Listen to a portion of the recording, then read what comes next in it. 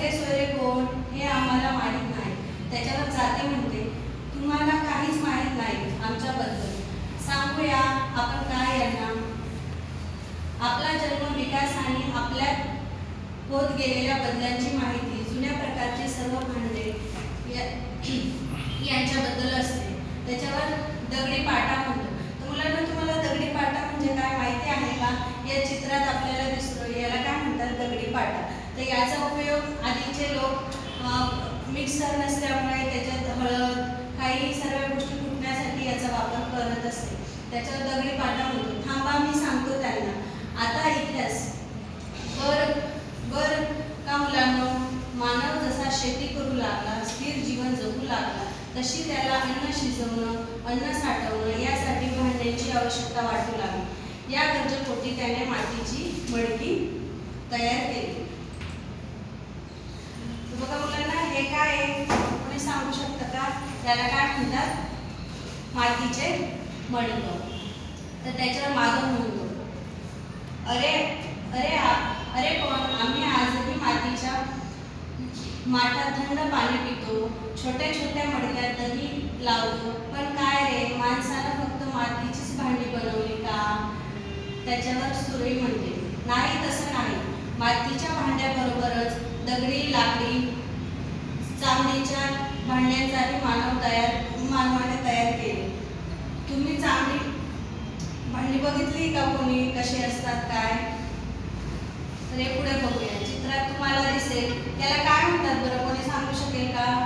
हे आधीच्या काळी आपल्याला कॅरी बॅग ते नव्हतं, तर हे चामडी वस्तूच्या सहाय्याने अशा पिशव्या बनवल्या जात असत.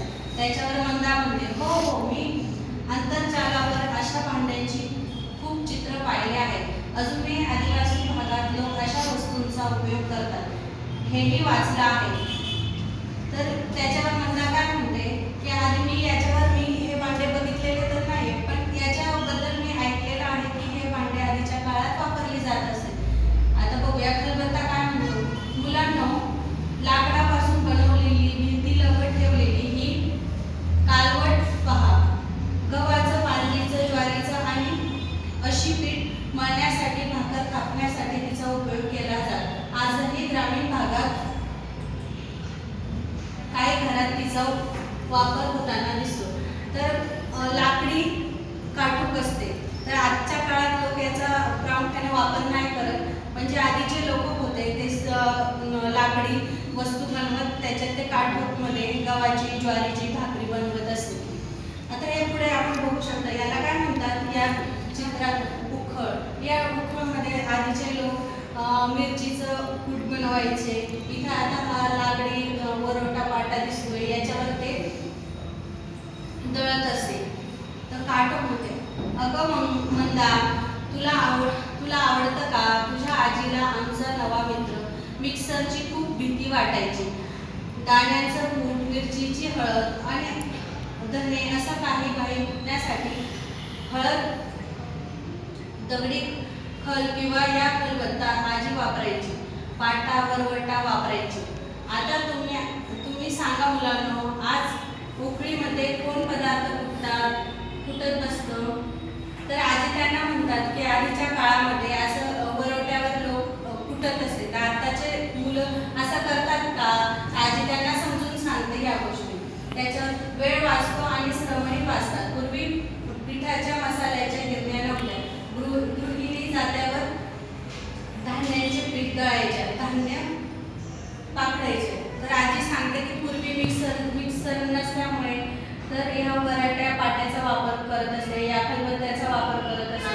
याच्या सहाय्याने ते बारीक करत असे. त्याच्यावर मंदा म्हणते, हे सगळं खरं आहे, पण आज ही सर्व कामे करायला वेळ कोणाकडे आहे? त्याच्यावर मंदा सांगते की पूर्वी हे कामं होत असे की सर्व गृहिणी घरी राहायचे, पण आजकाल सगळ्या गृहिणी पण जॉब करतात, म्हणून या गोष्टी शक्य नसल्यामुळे आधुनिक काळ आल्यामुळे याच्यात मिक्सरचा उपयोग केला जातो. त्यावर जाते म्हणते, मातीच्या व लाकडाच्या भांड्यापाठोपाठ माणूस तांब, लोखंड या धातूंचा शोध लावला आणि मग भांडी बनवण्यासाठी त्याचा वापर होऊ लागला. पण या धातूच्या शोधामुळे भांडी संस्कृती अधिक प्रगल्भ आणि विकसित होत गेली बरं का. तर त्याच्यावर जाते म्हणते की आजचे लोक खूप प्रगत झाल्यामुळे की नवीन नवीन वस्तूंचा शोध लागल्यामुळे या जुन्या गोष्टी वापरत नाही आणि त्याच्याबद्दल मुलांना माहिती पण नाही. त्याच्यावर अरुण म्हणतो म्हणजे फक्त भांडी बनवण्यासाठी या धातूंचा उपयोग होऊ लागला असं तुला म्हणायचे आहे का? पण जाते भाऊ सांगतो आम्ही लोखंड आणि तांबे या धातूच्या भांड्याबरोबर चांदीची देखील भांडी पाहिली आहेत. तर अरुण हा खूप श्रीमंत घरातला होता. तो काय सांगतो की मातीची भांडी बघितलेली नाहीये पण त्याचबरोबर मी चांदीची तांब्याची ही भांडी बघितलेली आहे. त्याच्यावर जाते म्हणतो पलंग, खुर्ची, टेबल, कपाट, दार. तर या चित्रात बघा कोणी सांगू कशाचे पलंग आहे, कपाट आहे, ही भाजीची कढई आहे, मोठा दरवाजा आहे. बघा मोठे दरवाजे यासारख्या लोखंडापासून तयार होणाऱ्या वस्तू तुम्ही पाहिल्या आहेत. त्याबरोबर स्वयंपाकासाठी लोखंडी कढई, तवा यासारख्या भांड्यांचा वापर होताना तुम्ही पाहिले आहे. तर बघा या चित्रात दिसतंय या ज्या लोखंडी वस्तू आहेत त्या आधीच्या काळात खूप जास्त प्रमाणात वापरल्या जात असेल. हे पुढचं चित्र बघूया. हे काय तांब्याची मडकी, तांब्याचा पाणी पिण्यासाठी तांब्या आहे. हे आता आपण वापरत नाही. आता आपण जास्त करून स्टीलच्या भांड्यांचा वापर करतो पण आधीचे लोक तांब्याचा व पितळाच्या भांड्यांचा जास्त वापर करत असेल. तर तांबे आणि लोखंड या धातूंच्या जोडीला चांदी, शिस या धातूंचाही वापर सुरू झाला. धातूच्या पाठोपाठ काचेपासून वस्तू बनवू लागल्या. तांबे आणि चांदीला पर्याय म्हणून संमिश्र धातू, पितळ, कांस्य यापासून भांडी बनवली जाऊ लागली.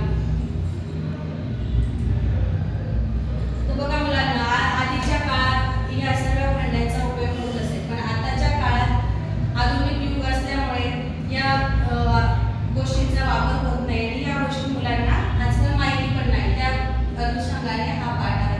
तर चला तर मुलांना आजचा स्वाध्याय लिहून घ्या तुम्ही सर्वांनी आणि मला उद्या सर्वांनी हे दाखवायचं काय ह्या पाठावर तुम्ही काय शिकले.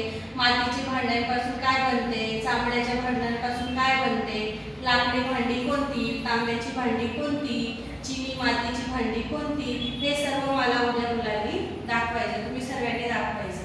समजलं का सर्वांना मी काय सांगितलं ते? ठीक आहे. मला सर्वांनी उद्या व्यवस्थित पद्धतीने लिहून आणायचं. ज्यांना कोणाला माहीत नसेल त्यांनी आपल्या घरात म्हातारे आजी बाबा असतात त्यांना विचारून माहिती दिली तरी चालेल. थँक्यू.